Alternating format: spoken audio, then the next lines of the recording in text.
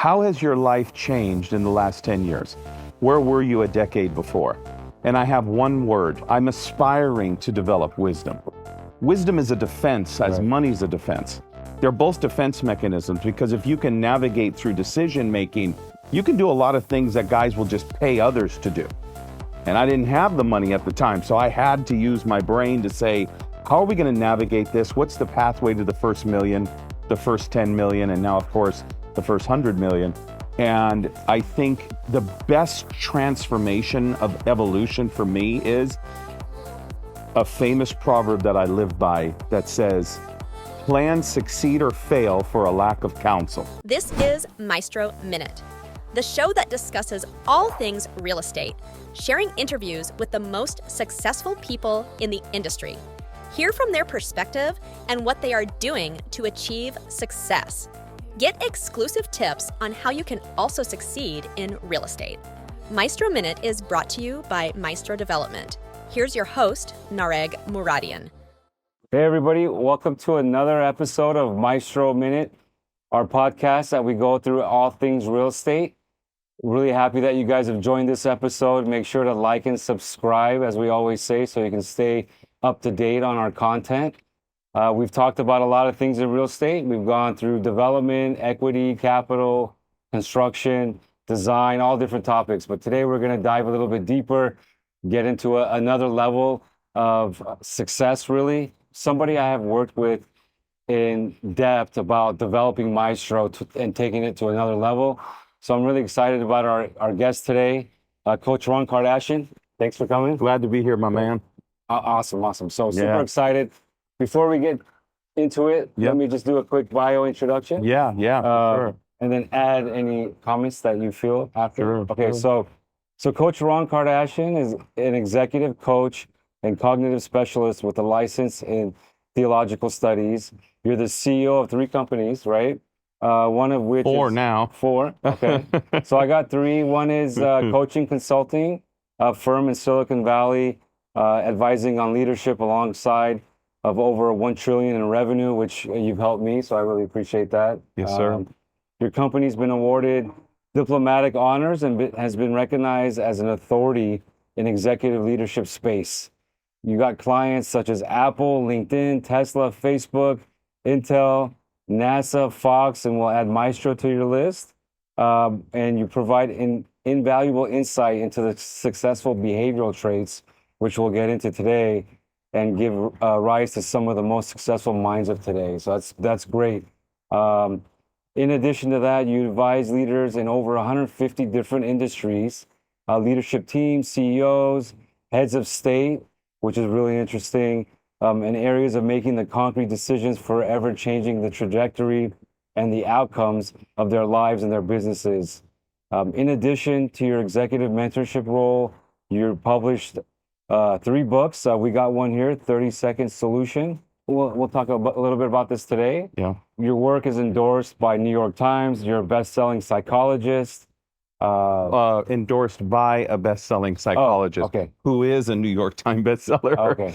Got it. So Daniel Ayman. Dr. Ayman, that's right. Dr. Ayman has endorsed your book. He's a best-selling. Okay. Please welcome Coach Ron Kardashian. My man. Thank you. Good intro. Good intro. Whoever wrote that for you did a great job. Thank you. So anything I missed? Dr. Ayman, I think he's just a treasure of gold in my life. Of course, quite arguably, probably one of the most famous psychologists in the U.S. right now. He does all the celebrities. He's got a practice. Give him a plug in Newport Beach. I think they got one in L.A. and, of course, up north in the Bay Area by me. And, you know, when I met him to write this book, I said, Doc, if you tell me that the brain cannot change, I'm not going to write this. I said, but I've experienced something in my own life that has been life transforming, and I really want to make this a thesis for potentially a PhD in the future or just to help somebody. And he said, most definitely. He said, this was before the law of neuroplasticity really evolved, right? The neuro is nerve and then plasticity is pliable. So like we give ourselves these excuses that we can't change. We've got these old school behaviors, anger, rage, whatever it is. And we blame it like I used to do on my Italian heritage, right? I used to tell my wife I'm Italian. This is how we are. We're loud people. And she's like, not in this house, you know? So I had to change some of those behaviors. So when I told him, I said, I've experienced some of these changes, got a lot of work to do, but he said, most definitely, Ron. He said, the only problem is I don't do endorsements. I'm all, well, he goes, but since we're here having lunch, tell me about the book. Nareg, he not only did the endorsement, he did the entire forward. And here's what he said. If you put into practice Ron Kardashian's tools, they will help you develop impulse control, focus, and forethought, which are the primary functions of the executive brain. We're always looking for focus, we're always looking for forethought, and we're always looking to not make impulsive decisions, right? In business, we have to be very calculated. And I think it's probably been one of the greatest honors of my life that he said, my program completes that. Yeah, and I have a copy of this book, and it's a really easy read, actually. Very easy. Very easy read. Yeah. But before we get too much further, tell me and tell the viewers here, kind of your path to success, your rise from humble beginnings to where you are today. Give us kind of a snapshot of how that happened. Gosh, where do we begin? Former addict, incarcerated, bad boy, grew up in the club scene. I was always very much, of course, our family is in the entertainment space, so that kind of DNA kind of runs through. What I didn't know at the time was I was pursuing a career and not a calling.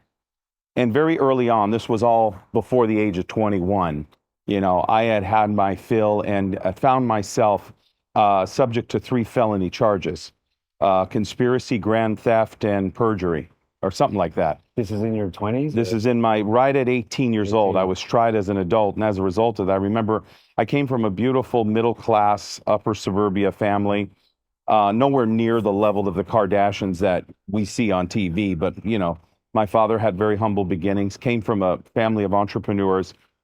Success was always in the DNA, which, to the grace of God, I'm thankful for.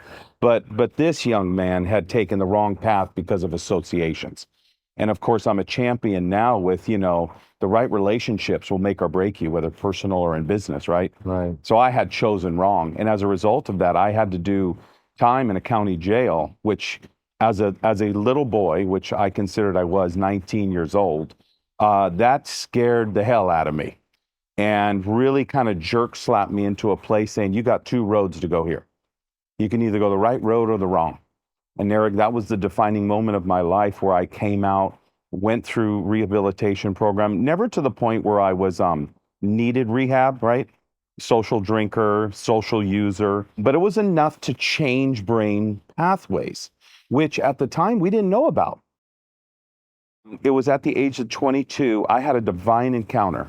I mean, I met God in a place of such lowness. And oftentimes that's where people do meet him, right? You have nowhere to go but up if you're at rock bottom, Right. which is good news for somebody. Like you're at a low place in your life, that's actually a good place to be because there's nowhere to go but up now. And I humbled myself, which is probably one of my main coaching principles now, called the law of humility. Humility precedes honor. Pride comes before a fall. Well, I was filled with pride. It really touches my heart because I wish I had the proper mentorship at the time to help me say, Kardashian, you need to put the brakes on right now because you are headed down a path which will eventually lead to death. And it was in that moment, making a long story short, that I immediately had a wake-up call, which I believe every executive needs to have. Whether you're 20, 40, or 80, doesn't matter. I've coached guys in their 80s. They've come into billions of dollars. They just had their wake-up call. Doesn't matter. Age is not a factor. It's moment. And as soon as you have it, stay in it. And it was from that point on that I developed a personal training company, get my body back in shape, rose all the way up to the NFL within about 2 years, was on the sidelines of UOP coaching athletes. I mean, it was the time of my life. And then from there, developed an executive coaching company. It kind of was birthed out of that painful moment that I was in where I didn't have the answers. So like an authentic mentor will when you're born to be a mentor, and I always tell people this, you got to make sure that you're not with people that call themselves coaches. You really need someone who's living their calling as a coach, because again, it's partnerships. Right. If you're in the wrong partnership, I could actually re-navigate you the wrong way. whether you're driven by money, not purpose, et cetera, et cetera. Right. I was on the sidelines of University of Pacific with the San Francisco 49ers. And this was when Joe Montana was leaving and Dwight Clark was leaving and my favorite Roger Craig and Ronnie Lott, who I know now personally, Jerry Rice, who I know. And a dear friend, Ray Brown, who was the defensive tackle, became friends with me and befriended me. And it was my first time just softly coaching, no pay, just a gentleman to gentleman. He believed in me. I was enamored by him. And He was a big guy, right? oh, huge. He was like 6'5", pressing 300. Right. If you watching 250. Yeah. But Yeah. he gave me an opportunity. I'm thinking this guy's making millions of dollars every year. I'm making hundreds of thousands. What possibly do I have to share with him? And I gave him a piece of information that was absolutely transformative. And that began a spark in that here I was helping Division I semi-pros achieve mental feats physically. And then I paralleled that narrative into the business world. Well, if we're doing mental feats physically, why can't we do mental feats financially or in business or corporately? And this began my 25-year journey as an executive coach and mentor. Awesome. Awesome. So, and how long have you been doing mentorship and coaching? Probably for just over 25 years. I just turned 50. So it was right around 23, 24. Okay. Wow. Yeah, it was all through those years. And how has it evolved throughout those years, your coaching technique and your I style? always ask people this question. It's a very good question. How has your life changed in the last 10 years? Where were you a decade before? And I have one word, the application of knowledge, 3 words, but that definition is wisdom. I'm aspiring to develop wisdom. Wisdom is a defense as Right. money is a defense. They're both defense mechanisms because if you can navigate through decision making, you can do a lot of things that guys will just pay others to do. And I didn't have the money at the time, so I had to use my brain to say, how are we going to navigate this? What's the pathway to the first million, the first 10 million, and now, of course, the first 100 million?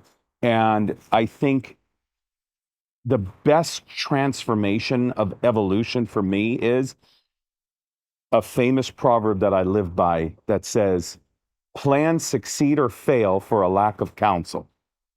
And I was kind of prideful. I didn't think I needed a coach. Uh-huh. And here I was a coach. But very early on, watching these pro athletes, Right. I mean, if you think about it, right? These pros are always on their A game. They make the biggest money in the world. The NFL and the NBA are basically a recession-proof organization. And why is that? It's because they got one head coach and several division coaches, and everybody's in submission. You know what I mean? Right. It's not a control, and it's not authoritarian, but there's a certain level of respect that comes with the coach. Right. And if you have the humility to do that, your life is on to a whole other level. Right. Go along, get along That's a it. little bit. That's it. So I want to get a little bit into your tech company, Hire Inc., yeah. right? And I know, so before we get into that, I've had a few coaches come through my career and my life, and I think what differentiated you from the rest of them was I felt like those guys were great, but they were applying almost a formula to success and leadership. With you, it's not really a formula. It's kind of a combination of a lot of different aspects, Yep. right?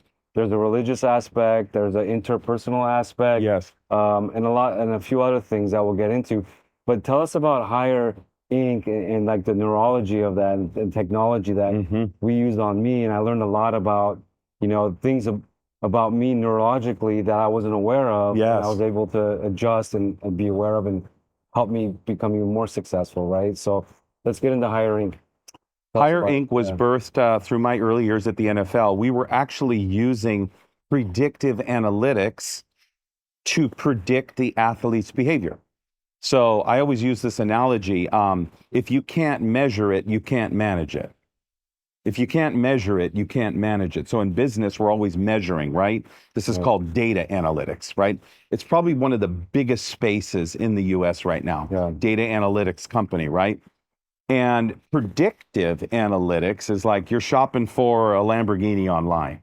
And then the next thing you know, you've got a bunch of Lambos popping up in your feed. Well, the algorithm had predicted that your behavior was searching for these certain items. So that's a $100 billion space. You narrow it down to just cognitive analytics, which is a tool that we used for you. That was the birth of Hire, because the pro athletes were getting these really cool tools to optimize physical function and mental function, by the way, and spiritual function. A lot of very spiritual guys on the league. But there was no pathway to measure those stats. So you could say, wow, here's a liability, or here is a asset. And then once we were able to show you that on paper in a beautiful downloaded PDF, I think it took you, what, a couple times to finish the assessment? I had to figure out, I had to release the premeditated notions of what I really thought, Yep. right? And get down to the nitty gritty. Yeah, because with our stuff, it's a state-of-the-art application, Eric. That's why it was so challenging for you. Right. In that we've built in an anti-gaming piece, because people could fabricate, lie, or what we call be positively biased. Right. You could, and I raise both hands. We all have a propensity to want to display ourselves more bigger than we are. It's normal human behavior. But I coached you, don't do that. Get it raw data, so we can really find out what are your brain strengths and what are the areas of liability. Things like self-confidence or composure, or how about the drivers of business, ambition, endurance. And where do those rest deep within the soul of business leaders, men and women? And I found something really powerful. I learned this from Steve Jobs. When you're in business, the predictability of revenue outcomes, if you've got a niche in the market, it's maybe 2 to 1, 7 to 1, 10 to 1. In technology, he said, it's 100 to 1, 200 to 1. And what he found when he was building the Mac was, if you could spend the enormous amount of time bringing these A-listers together, if you've got a way to figure out their ability, he said he found something really powerful. They all like working together. And he said this was the key to building the Mac, that I took the time to get all these A-listers, because I found this. They love working together and they're way more productive.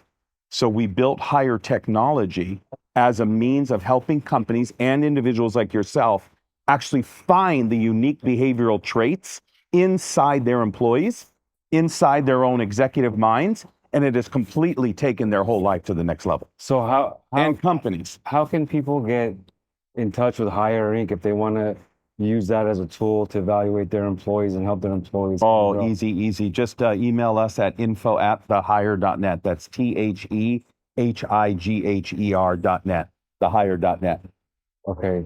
Yeah. You can learn more about it on our website, thehire.net. But I think what I really want your viewers to know is that you made an exceptional investment in yourself, Right. which I found the marks of great leadership. Because one thing's in common with all great leaders, So go ahead. they believe in themselves. Right. What are there's 3 traits, right? Yes. With successful leaders and with their brain. Yes. What exactly is that? Can you talk That's a about really that? good question. This is like deep intel that Right. we have in the archives of our data, but I've assessed billionaires, I've assessed scientists, I've assessed stay-home moms, I've assessed CEOs and C-suites and pro athletes and everyday people. And it doesn't matter how much money you make. That's the outcome of good decision making in conjunction with good behaviors. But the elite level people that I've met who live in peace of mind, deep contentment, healthy, which is another biomarker, right? Health and fitness, or as I like to call it, mental health. We're in the mental health space as well as wealth accruement. The number one trait I've seen is conscientiousness. Conscientiousness. Conscientiousness is a high sense of duty. They don't like cutting corners. And what I've paralleled with that is when you live your life, when you're trying to take the high road, even if you've been wronged, you've been burned, bad business dealing, the law of reciprocity kicks in. And business kind of comes to you in a whole other way. And it's unbelievable. And that has what's been the trajectory of a lot of my clients who have really aspired to be at the $1 billion level. A lot of that good-natured business. So let's get a little bit into the theological space. You have a lot of good phrases and kind of taglines, and especially Proverbs you kind of go to. The one that I particularly liked is the one where you said, people are destroyed for a lack of knowledge. Yes. Can you talk a little bit more about that? It's probably one of the most prolific books I've ever read in my life. I've read thousands of books. I'm an avid reader and a writer now. But I am astonished by the writings of King David and King Solomon. Now, you talk about wealth and influence, right? This is quite arguably one of the most wealthiest men who ever lived, right? King Solomon, of course, Solomon's temple. Just so you can get some proper context on this, this is kind of funny, but, you know, like where did they put all the manure with all these animals, right? Well, they had it called a gate called the East Gate. You have to imagine these massive temples, right? They had cows and livestock and horses and millions of servants, right, to build these temples. I mean, Solomon was so wealthy that he had all the nails, Narek, dipped in gold that were inside the inner walls. This dude had money, and he had money to burn, so much so that he would take all the excess silver and just go throw it at the gate of dung. That's where they had all of the gate, because the east winds would come, so they didn't want it blowing into the camp, right? You get that visual? So he brought the silver there. That's how much money he had. You just throw it away. Well, I've really gleaned from his writings, and the one that you're speaking about there is found in Hosea 4:6, which was through another wonderful, wonderful man of God. And every person that I have coached, every single one, the decisions that they have made, whether they've done them directly or indirectly, innocently or literally, has always come down to that one principle. I did not have the knowledge about the outcome, or else I would have never taken that road, or I didn't have the knowledge to make a better decision. And that's where the interception of wise counsel comes in. The proverb concludes by saying, "My people are destroyed for a lack of knowledge, comma, because they've rejected knowledge." And I have found, Narek, that rejected knowledge is probably one of the most strictest liabilities that anybody can have. If I have the revelation that smoking causes cancer, but I reject that knowledge, but I've been given that knowledge, and then I come down with stage 4 lung cancer, that was my decision. And it's a very sad, sad truth. Let's talk a little bit about the individuals who are successful, Yes. and their connection with God, or how they are internally in divinity, like how that roadmap works versus those that don't have that Yeah. right in their lives. Can you talk a little bit about that? It's very interesting that you would say that, because I interviewed a gentleman 2 days ago in Beverly Hills here, and we were talking about his beautiful Rolls Royce, an aspiring car I'd love to have one day. And we got into this deep discussion. He does about 150 to 200 million a year, and no spiritual foundation at all. So he's 48 years old, he's got 400 employees. And the beginning of the conversation was very aloof and very kind of superficial, just breaking the ice. But then after about an hour of me talking and being interested in him, he began to open up. And he looked at me, and we were talking about deeper life issues. Like, quite humbly, I mean, his business acumen was, wow, unbelievable. He was a lawyer, had 7, 8 companies, had a head of business development. But he opens up about some personal matters about his marriage, about his identity, about his addictions.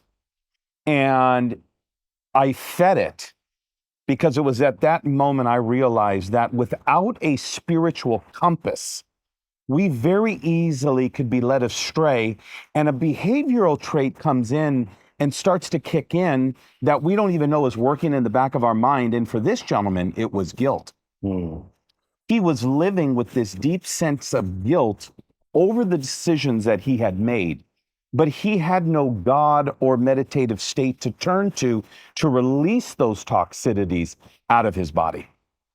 And in answer to your question, it's a very, very powerful piece of the tripartite man that we must learn as executives and as leaders, as fathers, as wives, as husbands, as teachers, that I am not just having a physical experience on the earth. I am a spirit being who lives in a body that has a spirit on the earth. And a lot of times we're only in touch with 2 of those. We're only in touch with the mind, which is the soul, or we're in touch with the body, which is the flesh. And the flesh doesn't avail anything. All it does is wants to, poop, eat, and sleep, Right. right? Make a lot of money and then eat more Right. and then relax more. But that spiritual piece, Narek, the spirit man Yeah. that governs your breath, in the Hebrew context, ancient writings, that word breath meant ruha, which literally meant breath of God. Mm. And so I coach people to live not with a sense of religion. In fact, I deter religion. Religion kills, but the spirit gives life. And if you can wake up every day with just an acknowledgement of gratitude, I have found that gratitude catapults people into a level of spiritual development that they don't even need to go to a church to find. It's just a simple exercise. God, thank you for the breath today. Right. Right. No, I agree. I think with me personally, the faith that I have has helped me exponentially get across a lot of challenges, and it's amazing to see the faith actually come to life, right?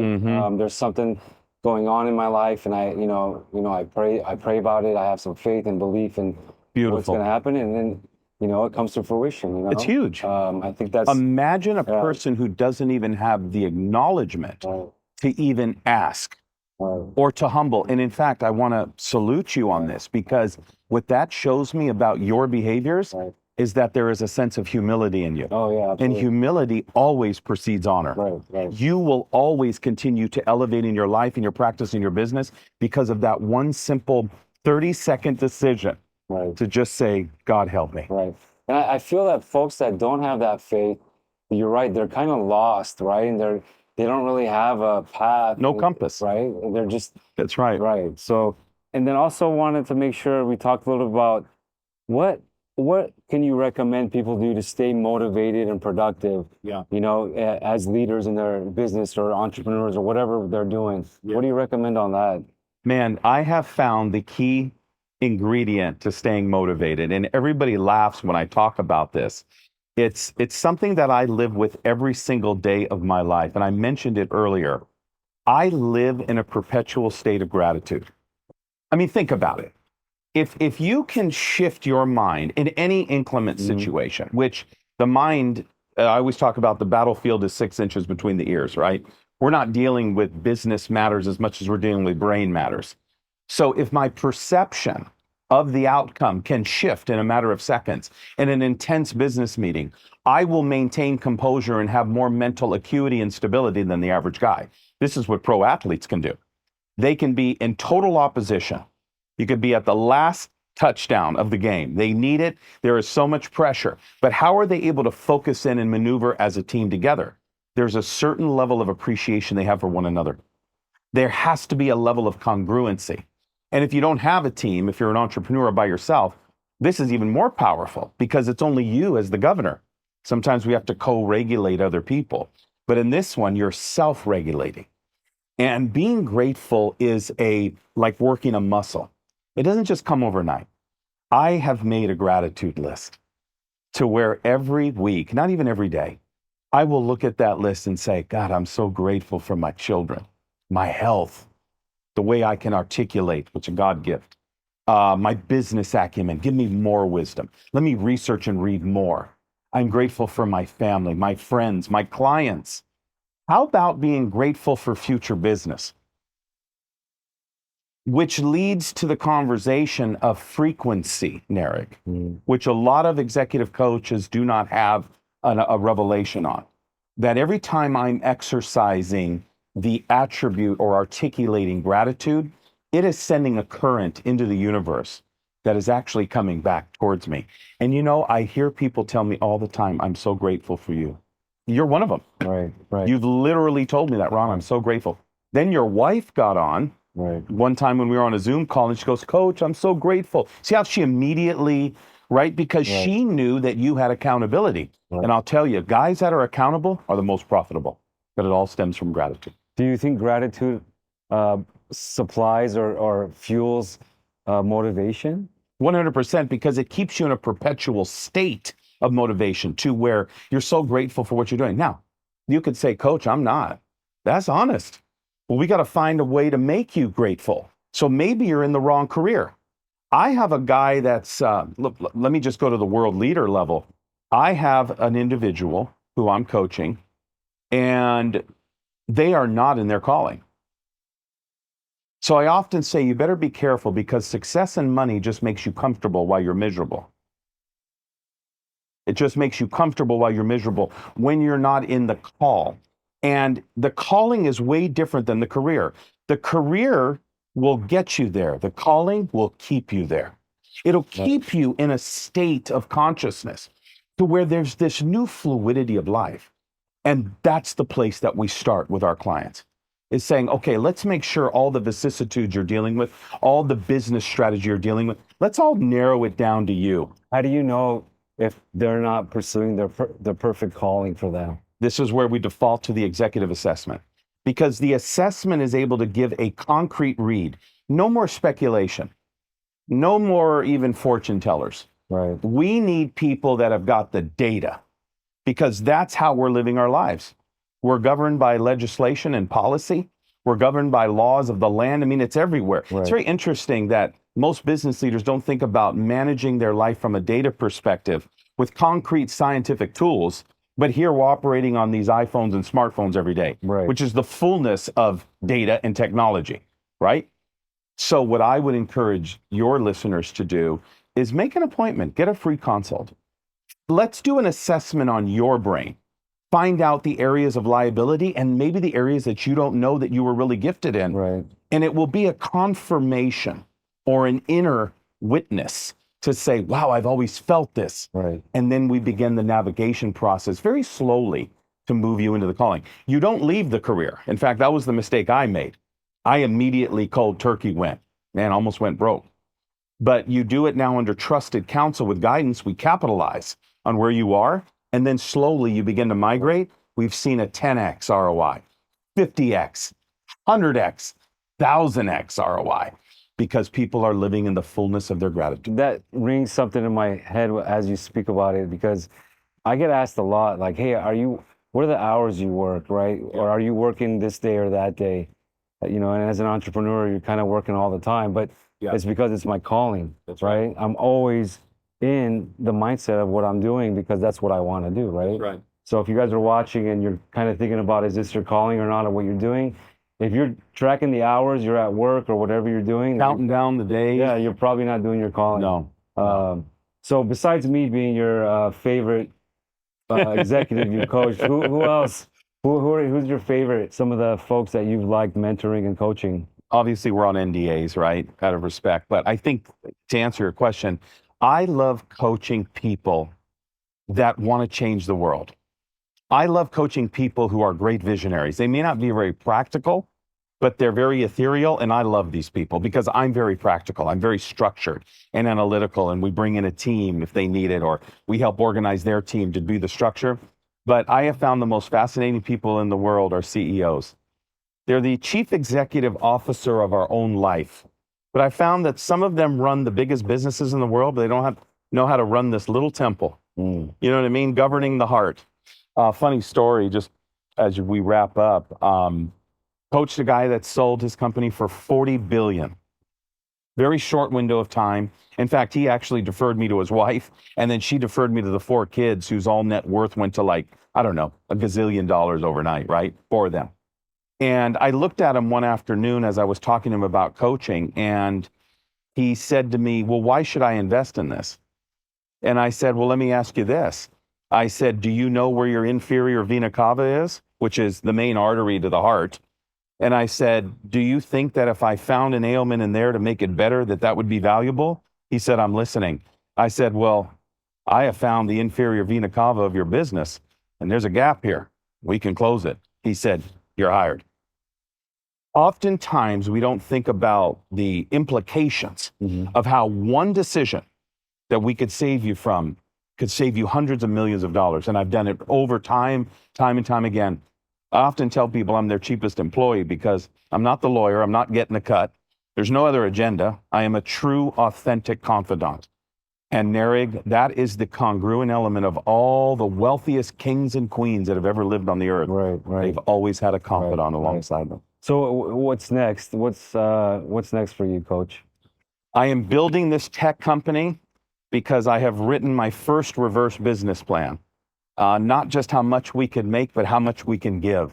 And I'd like to give 30 million away over the next couple of years into the work of feeding the poor. We were just at the Dream Center out here, which you should look up. They're feeding 45,000 people per month. Forgive me, it just brings such tears to my eyes because I've had 2 children. We're digging wells in India. We've got a nonprofit organization. I want to be known as the giver and try to outgive God. You know, I don't know if I can do it, but I'm going to try. And I'd like to surround myself with people who are thinking legacy and thinking about just changing the world. So let's do a little bonus section. I want to talk a little bit with Coach Ron about the cognitive piece and how that works and how it's helped me really with the neurological piece of what's going on with my brain and kind of how I've been developed. So maybe you could shed some light on that. The predictive analytics space, as we mentioned on the broadcast, predicts outcomes. So if you could have invested in Apple back in 1970 and had a prediction, would you have invested in it? For sure. Yeah, right on. absolutely. It's a no-brainer. Well, we can do that now with your behavior, and you did it. You actually sat down and took a cognitive predictive analytics assessment. And I'll tell you why that's such a game changer, because there is an old neuroscience term, NERIG, that says neurons that fire together wire together. So inside our brain, we've got hundreds of millions, billions of synaptic fuses. And what happens is the more repetitious we are at practicing whatever it is, you could practice good behavior, you could practice bad behaviors. Right. Whatever that is, neurons that fire together wire together. Here's what we found at my company. We coined this term called neurodifferentiation. And it was a fancy way of saying, if you don't have what you want, you can create it. You can become it. You can achieve it. You can develop it. Much like the human body will develop lean muscle tissue through repetition, the brain will develop new neural pathways through repetition. I don't know if you recall one of the early exercises we had you do, we had you make an I am list. Right. Remember how elementary that was? You're like, what the hell? Right. I'm a big businessman. I ain't got time for that. I read that list every day. Do you really? Yeah, it's a great list. Yeah. This is so Very powerful helpful. because what you're saying, and I always tell people, pro athletes behind the scenes, they're not saying, oh, I'm so down today, I'm such a loser. They're saying, I'm number one. And they look in the mirror, I'm the wealthiest player that exists. I'm going to buy that house. I'm coming out of poverty. I know, because we trained them how to speak to themselves. The problem is people think they need to do this in public or when they're on a podcast or a television. Wrong. You don't do that stuff in public. You do it in private. I always tell my female CEOs and leaders, it's not what a man says to you that validates you. It's not what your rabbi or a priest or your pastor or your mentor or even your coach says to you. It's what you say to you that matters. How does that affect you cognitively? Neurons that fire together, wire together. So when you say it, you're firing off neurons? You're firing a neuron. In fact, you've got to say it. If you don't say it, it doesn't. Into existence. That's correct. You're speaking it into existence, but you're also fortifying the thought. So for example, let's go the negative route, like with alcohol. How about that one? I wanted to stop drinking alcohol. It was beginning to be a crutch. In fact, when I was with the New York Times bestseller, Dr. Daniel Ayman, before he endorsed my book, he said, how much wine do you drink? I said, I'll probably have 2 glasses a night when I come home. He goes, if you're doing more than 2 a week, it's medicinal. Neurons that fire together, wire together. I was wiring my brain to think that's what I needed to come down. And from that moment on, Nerig, I have never gone back to the wine. And it was because I wanted to know that my brain was more powerful than the drink. Right. I mean, what if eventually we ran out of it? What would I have done? Right. I mean, just saying. Right. And that began this transformation process. Here's the key for our listeners, that anything you want to achieve in life, there is a scientific methodological approach to developing yourself. And it starts with a digital read. It's like getting blood work done. You're able to get inside and see in the plasticity of the blood, what are the ailments or actually the benefits, high HDL, low LDL, right, the cholesterol, or anything else that's in the blood. Well, we can do this with the brain now. And what it did for you, and you can attest to this, it saved us 6 months, 12 months, 24 months of work trying to pull out of you how you really felt about yourself. And in one coaching session, through neurological adaptation, you adapted into an environment where it read you on demand. And that's what we call on-demand executive assessments. Well, that's great. I'm a huge believer. It works for me. So, yeah. All right. Thank you. You're welcome. Thank you guys for watching this episode of Maestro Minute. Hope you guys enjoyed it. Watch it again. There's a lot of good nuggets on this video. And don't forget to like and subscribe. We'll see you guys on the next one. Thanks for watching, everybody. Thanks for tuning in to the Maestro Minute podcast. Make sure to rate this podcast if you found it helpful, share it with a friend that could use it, and follow us on all major podcast platforms. The Maestro Minute, powered by Maestro Development.